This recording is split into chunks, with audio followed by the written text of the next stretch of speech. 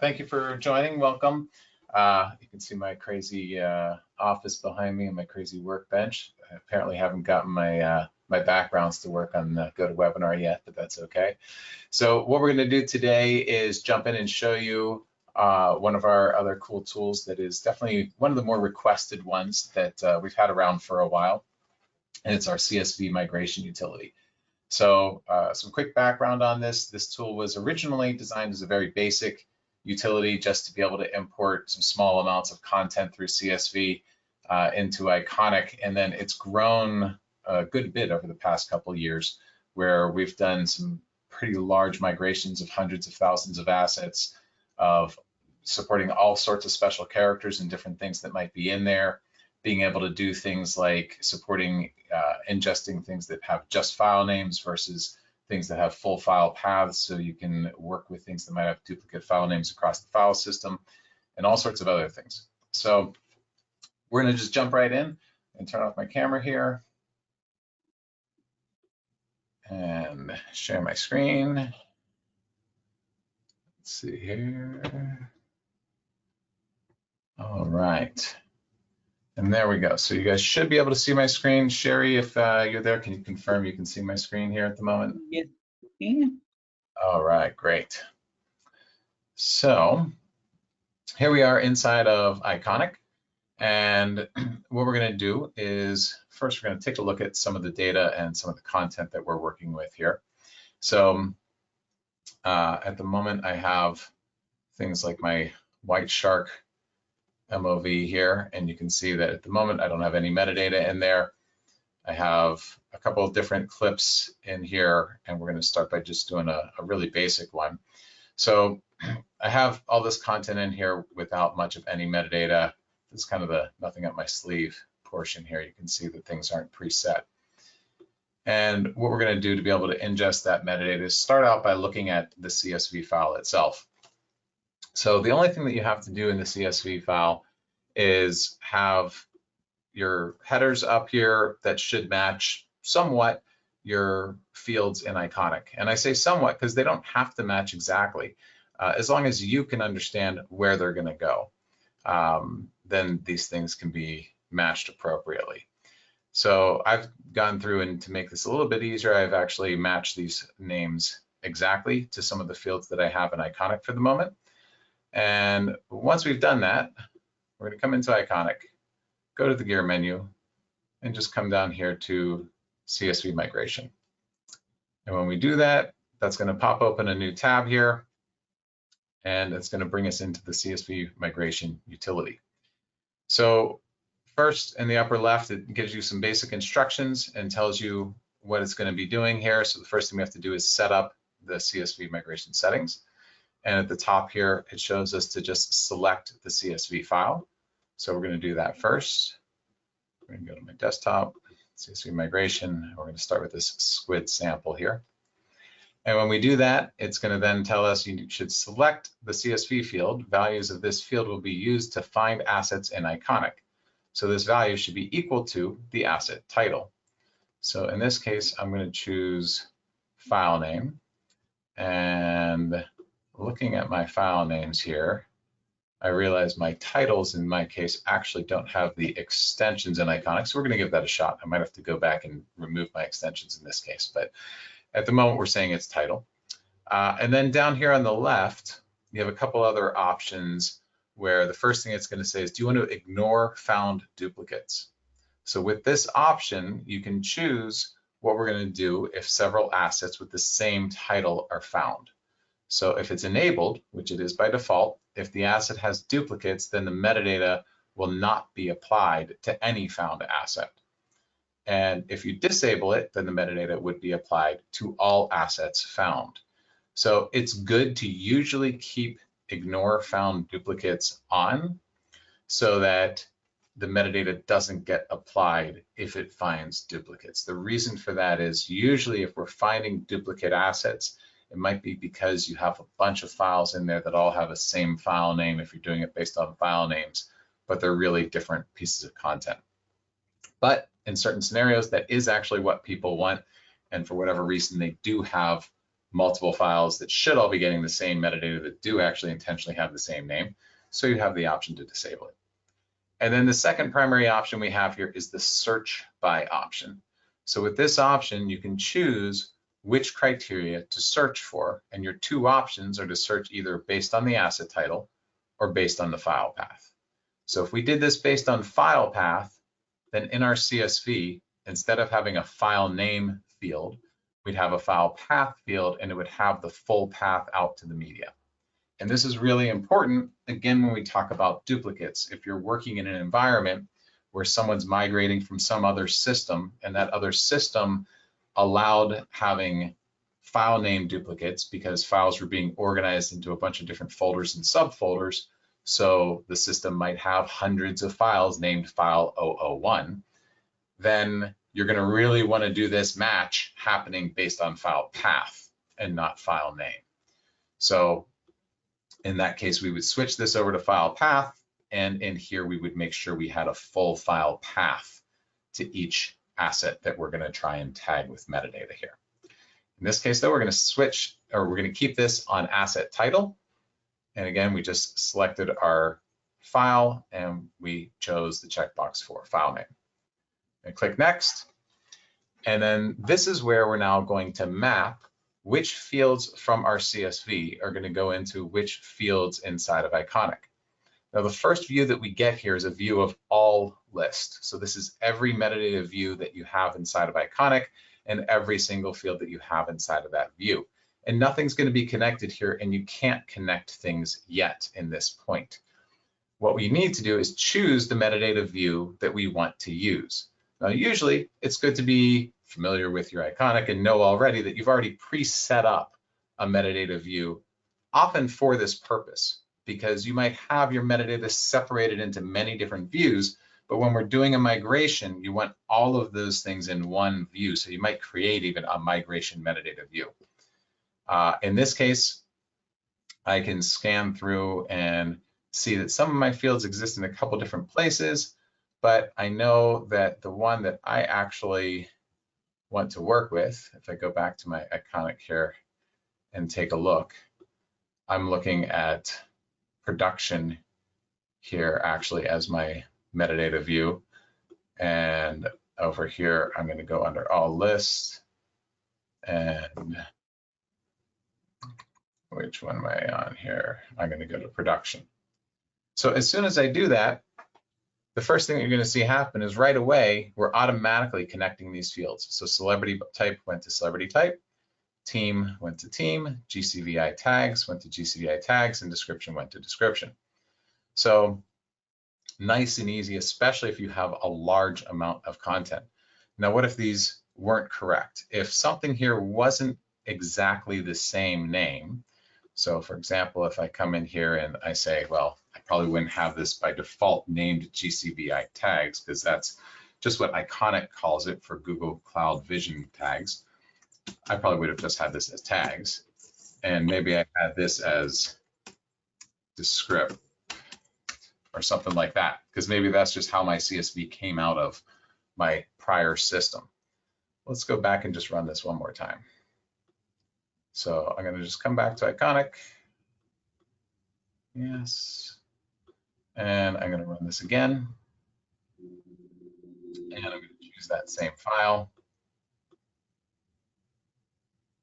And I'm going to choose file name again. Next.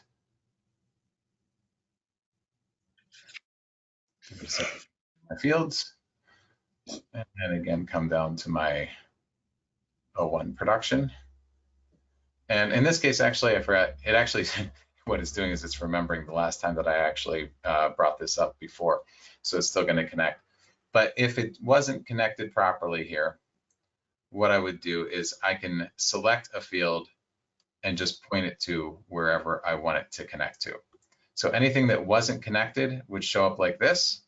And you can select from the right to the left, or you can select from the left to the right. Oops. So left GCVI tags to GCVI tags. I think that actually happened because I probably didn't save this, or I saved it as a Excel file instead of saving it as a CSV. So that's actually why that didn't work there. Now it would actually update the proper thing. But regardless, so we have everything mapped now. So the next thing, I'm going to click next. This is just going to confirm, yep, you have the file selected. You have a search field set as file name, and your field configuration is done with 4 field mappings added. So I'm going to click save. It's going to give me a summary of what I've done in the past. And then I can click settings to go back if I need to go back to those settings again. And the first thing I'm normally going to do is I'm going to start by migrating a single asset. It's going to start on row 2 because it knows row 1 is your headers.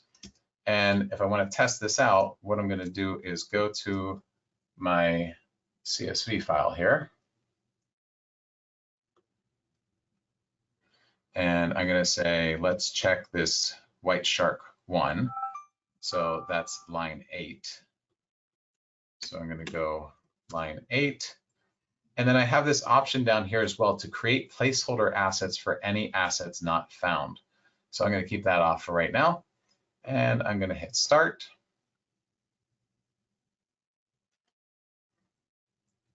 And there we go. I can see completed asset rows is 8. And we get a number of different things within here. So any asset rows found with duplicates we'd know about, any empty CSV rows or errors in creating placeholders or anything else there. All of that stuff would show up there. And down here it shows us the migration is finished. We can start another migration, or we can download logs as well. So if you're running into issues, you can download those logs to view them. It's really helpful when you're doing large migrations and running into any specific issues. So now that that's done, we come back here, iconik, and just refresh to make sure we're looking at the latest stuff here. And I'm going to go into that asset. Let's see. I think we did White Shark 1 in this case. So inside White Shark 1 now, we can see that we now have the keyword, which was mapped for the tags for shark. We can have the celebrity type of actor. We have good shark footage, and we have productions in for the team. So all of our metadata successfully mapped across. That tells us I think we're in a good spot. So now what we can do is come back here and go to start another migration. And now we can begin a bulk migration. When we do the bulk migration, it's going to let us know there's 7 rows in this CSV to migrate in total.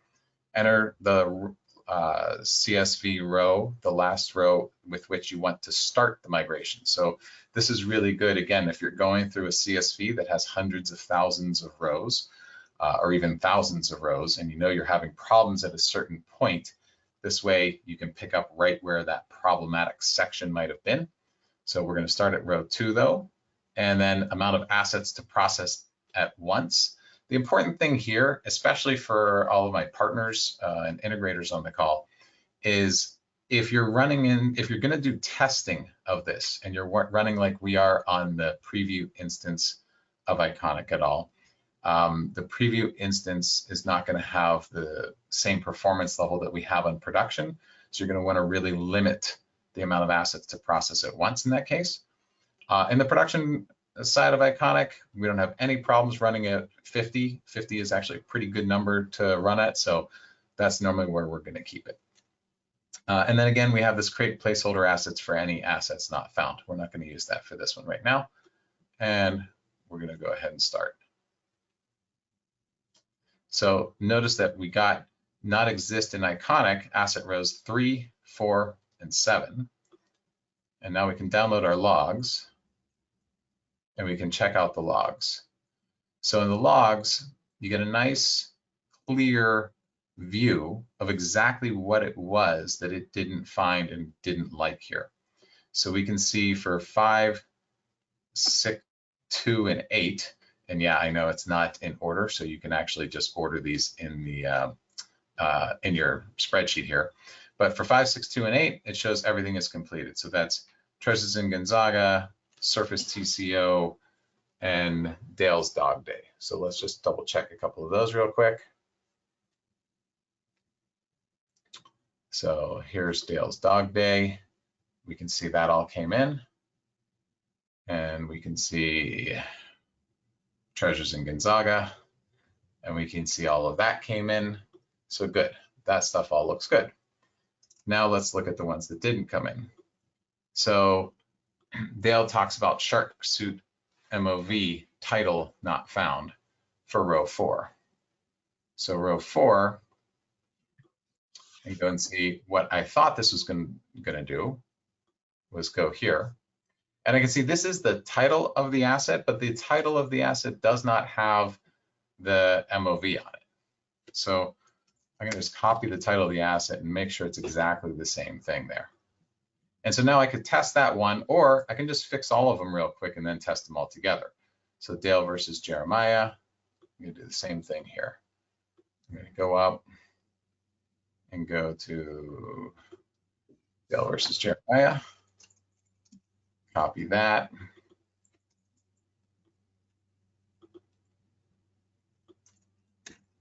And we're going to put that in. And then the other one it didn't like was SOD PO 25. And so we're going to go grab that one. And again, just copy the exact title here. All right, so now we've updated. Just to make this clear, I'm going to actually save this as a V2. And then I'm going to make sure, yeah, okay, V2 CSV. Just making sure that was a CSV. And so now I'm going to go to start another migration. I'm going to go back to my settings.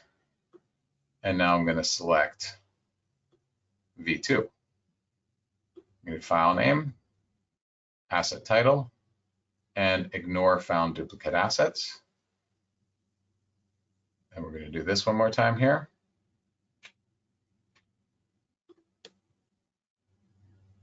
So here is my O1 production.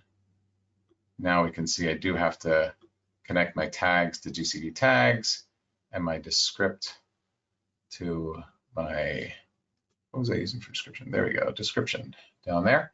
The other thing about this too that's actually helpful to note is when you have hundreds of fields or even 20, 30 fields, it can get a little unwieldy and kind of messy looking through all these lines. So what you can do is sort the lines in connection order. That'll bring up all the lines that are fully connected up to the top, making it easier to connect all the other ones. And then you can also hide all the connected items so you can quickly see which ones you have left. So we have some good tools in here to help make this part of the process a lot easier. So we click next, we can see we have everything set. Click save.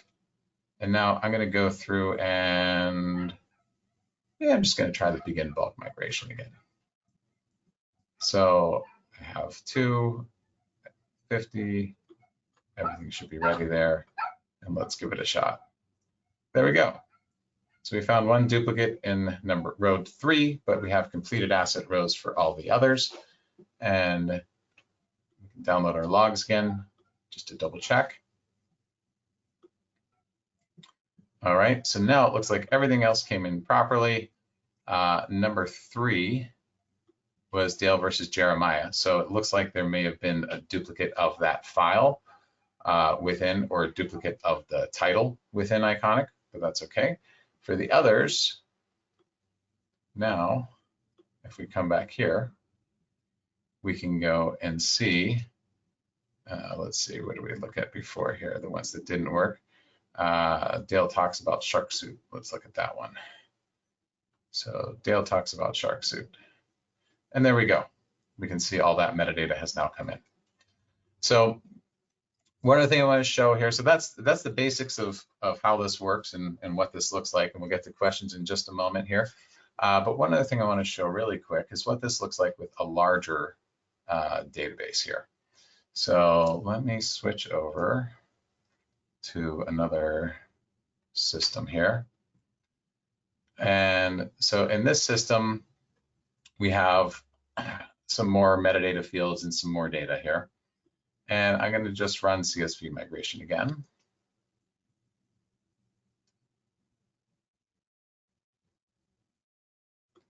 And this time I'm going to select this one here. So again, same thing. I'm still going to have a title field here that I'm going to map for the title of my assets.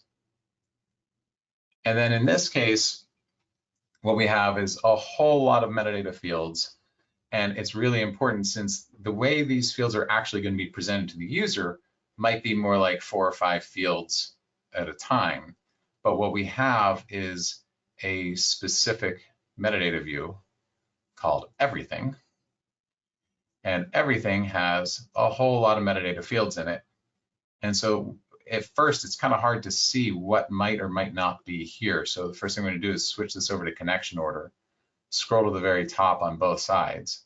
And now I can see, okay, great. Here's all the stuff that actually mapped properly, or mapped exactly, let's say. Then I can go through and start to see, okay, how should all the rest of this map? Well, I start with something like actors over here. I don't want to scan through all this to find that. So I might come here and do that and say, okay, yeah, no, not a lot of actors in there. How about ads? Okay, so ads, I can see I have some different things that might map, but it's not, you know, it's not super clear. So this is where I want to make sure that I'm looking at this content and figuring out exactly what it needs to be. Or I might say, you know what, maybe I'm in the wrong metadata view and I need to go through here and check some different metadata views. So as I select different views, you can see those connection lines go away and I can start to see a little bit more clearly what might map or not map. One of these I know I think actually had a good amount more of this. Let's see here. So actually, once I go back in here, I can see the ones that have been connected. So it looks like that one view is the primary one. But anyway, I just wanted to show a little bit about how this looks when we're trying to actually connect with a larger amount of fields.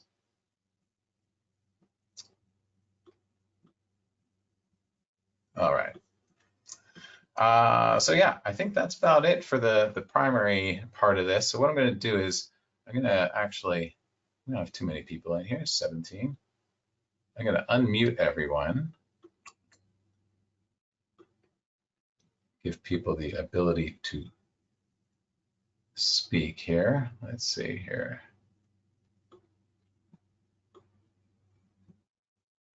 So that should give you the ability to talk. If you can't talk, feel free to drop something in the chat if anyone has any specific questions that they'd like to address or look at here. I'm not sure why the meeting does not seem to want. Oh, there we go. Looks like it's unmuting people. So yeah, does anyone have any specific questions? Anything they'd like to check out or understand? You know, how would it work in a certain situation? Questions about performance? Anything else?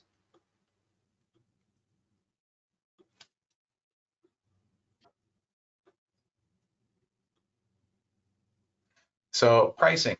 So pricing for this utility, this is something that we sell on a subscription basis. So it's a yearly subscription. The actual rate, what you need to do is talk to your reseller, or you can reach out to us if you don't have a reseller partner that you work with. But I can tell you in general, our tools range anywhere from around normally probably about $200 a month up to $1,000 a month,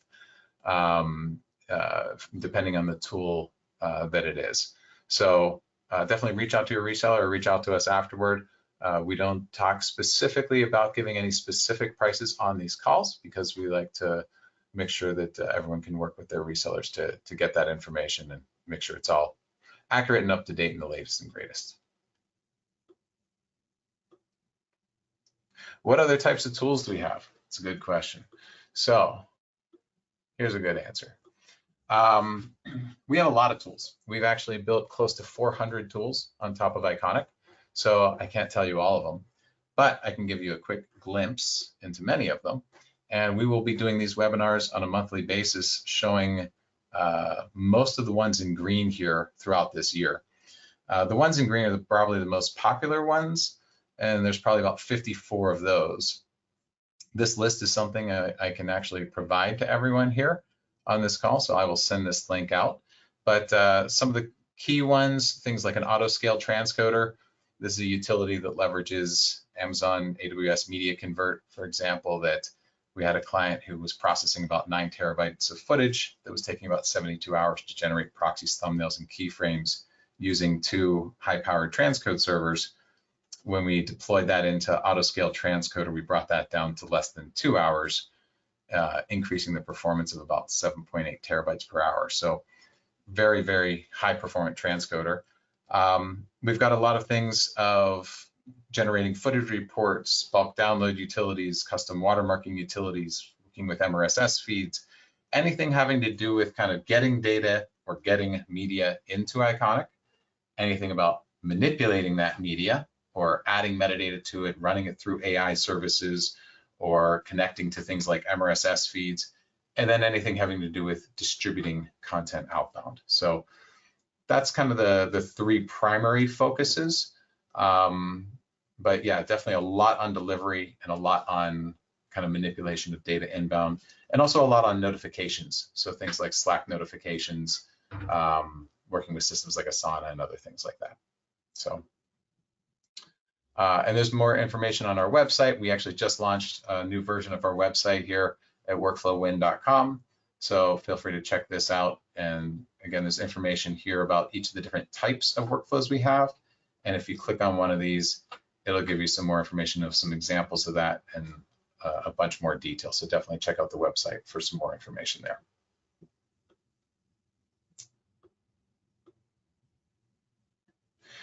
So annual subscriptions are the most common. There are a couple features that we do offer different things on, where we might have a biannual or a monthly subscription on. The annual subscriptions are normally paid for on a monthly basis or on an annual basis. So if you have an annual subscription, you still might just get billed monthly, normally to keep it as a lower cost kind of thing.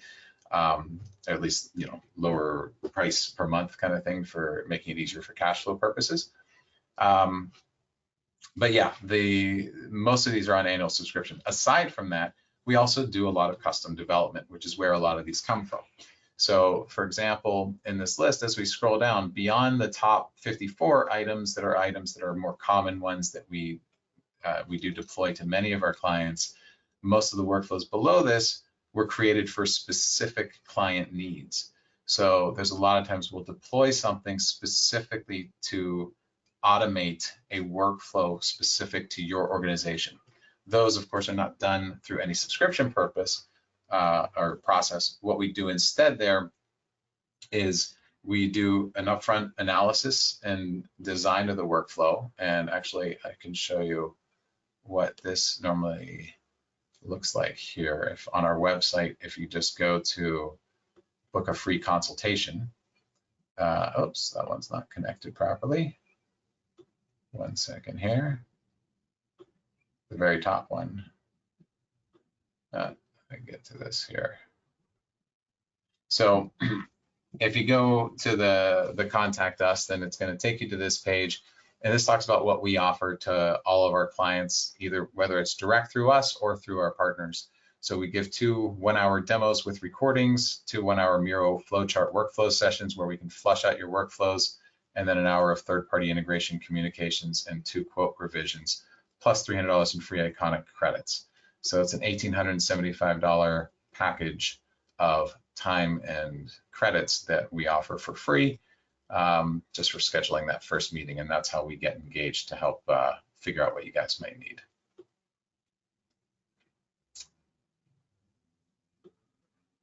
Yeah, so that's a question of, is it best to have the media in Iconic, then bring in the CSV?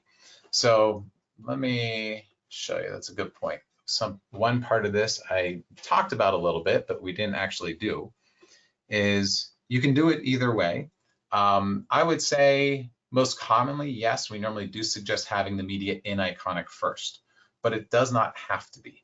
So if we come back to our CSV over here, and I add a new clip here and another one here, and now I have things that I'm just going to duplicate some of my metadata here. So now I have 2 new clips that don't exist in Iconic. Well, what's going to happen? So if I come back to my utility and I say start another migration. And I'm just going to do the bulk migration again. Oops, it's going to help if I actually upload the new file I just created. So I'm going to save this and say save as v3.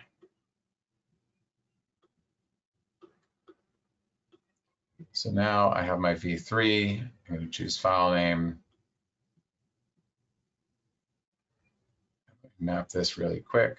Apologies, I meant to actually go through this, so this is a good question. And we're going to choose our O1 production description to description. Oops. Tags to GCVI tags.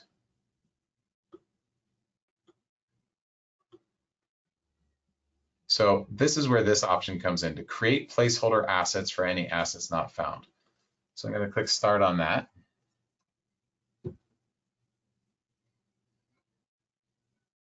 And so what's going to happen is after it finishes running the migration, it's not going to generate the placeholders right away. And it's really important. We specifically don't want to do that immediately, because if we did that immediately and you had a problem in your CSV, or you accidentally said connect with file name, but you really meant to say connect with file path, you could end up with thousands of placeholders all of a sudden generated that you expected to connect to actual assets. So what we do to help solve that problem is we have this little part here where we're going to say, okay, there were 2 assets that weren't found. What do you want to do? Do you still want to generate placeholders for all the assets not found? If so, then you just click this button, and then it's going to go through and actually generate the placeholders. And now everything's done. If I come back here and I do my search, what I'm going to see at the very top is a new clip and another one here. And there's the metadata, and you can see there's just no files associated. So what happens is that when I have these assets ready to go, I can scan these assets into iconik and have them connect directly into these, because what we're doing is in the actual configuration for the storage, and I don't remember which one I might have had configured for this before, but one of the options that we have in here is file name is external ID. And if the file name is external ID is configured and turned on, then when this content is scanned and this file name is found, then the files will get attached to the asset records. Now, usually we specifically say if you're going to do this, we want those to be file names, full file names ideally, not just clip names, or with the extensions works best. But it can actually work either way. So as long as it's going to match, that file name is going to match, then we have actually put the file name into the ID of the asset, so it'll connect. So yeah, it can work either way, but I think it does probably work easiest, and most success is probably actually having the files in first. Can the utility create pick list values, not keywords, on the fly? Or do they need to be put in the metadata panel in the backend first? Good question. You do want to put the pick list values in the metadata panel first. One key thing to know about that is if you have a pick list that's going to have hundreds of values, we have one, for example, for a client that has over 1,000 values in that pick list, you don't have to do it manually. It's a very quick and easy process through the APIs. So it's something any partner can assist with. We can do it through a single API call to be able to download existing pick lists and upload them. So yes, you do want to have those pick lists pre-created in iconik before you start.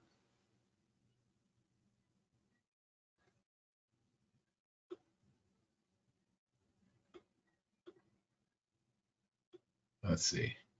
Any other questions from anyone?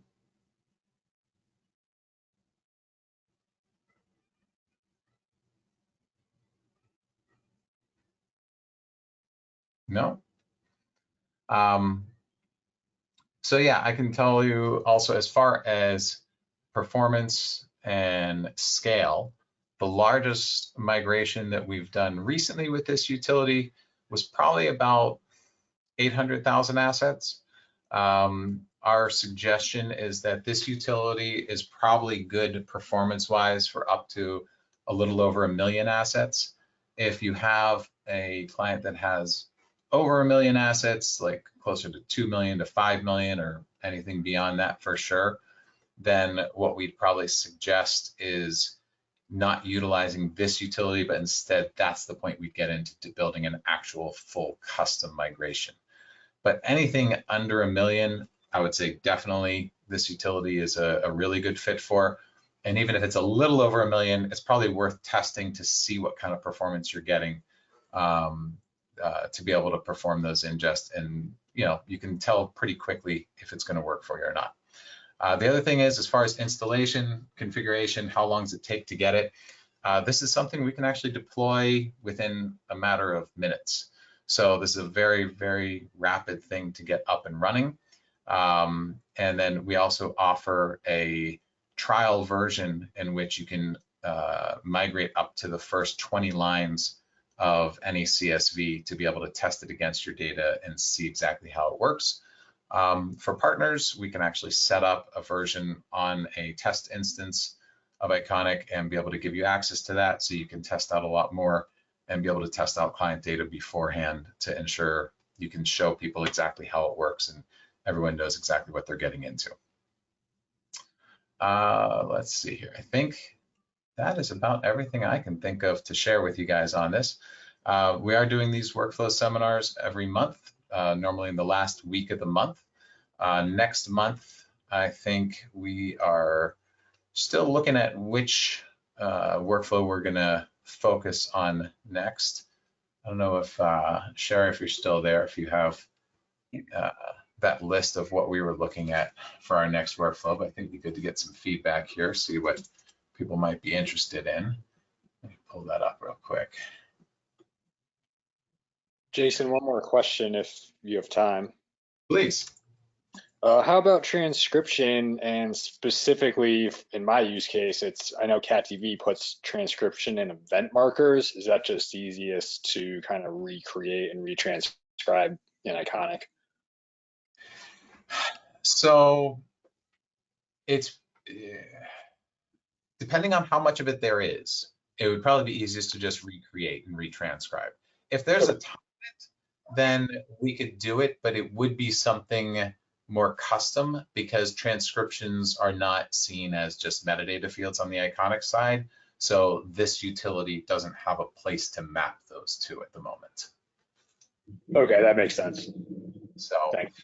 What you could do is you could definitely utilize utility to map and migrate all the other metadata, and then we could do something much simpler to just focus on pulling the transcription data out of one and putting it into the other. Okay. So, yeah, good question. And anyone else, feel free to speak up if you have any other questions here. Otherwise, I'll let you know the next webinars that we're looking at doing are, we're talking about one on Slack notifications. So we have a really powerful Slack notification integration that you can configure on saved searches. So you can basically set up a saved search for just about anything you could think of, and then associate that saved search with a specific Slack channel so that anytime new content matches that saved search, it'll send off a notification to the Slack channel. So we're going to be talking about that one next month, most likely. The other one that we're going to talk about soon is our MRSS feed ingest and distribution. So on that one, we have the ability to enter any MRSS feed and capture all the data that goes into that MRSS feed directly into iconik. And then from iconik, be able to utilize collections to generate new MRSS feeds to publish outbound. So we're going to be looking at that one soon. And then we also are going to be talking about Hybrid transcoding, being able to set up Hybrid to do ingest transcoding, QC transcoding, and delivery transcoding. And then I think another one we have coming up is going to be talking all about our Telestream Vantage integrations. So those are some of the different ones coming up. Feel free to let us know if there's anything specific out of that or out of the historic workflows that you've seen here that you'd like to know more of. And again, anyone who'd like access to this Google Sheet, we're happy to share this out so that you can check this out. Actually, I think this one specifically, This one doesn't have any numbers on it. For our reseller partners, we have one that does have at least hours and some basic costing on it that we can share.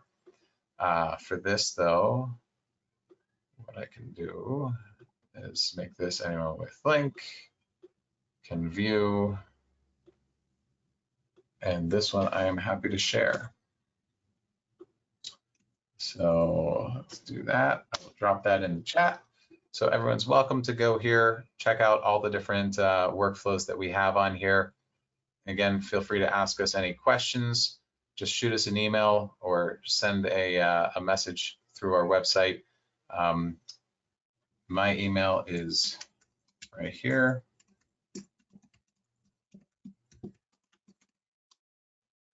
So feel free to send us an email with any questions that you have. And again, we're always happy to set up a demo and walk through any of these specifically and go from there. So last chance, anyone else have any other questions, thoughts?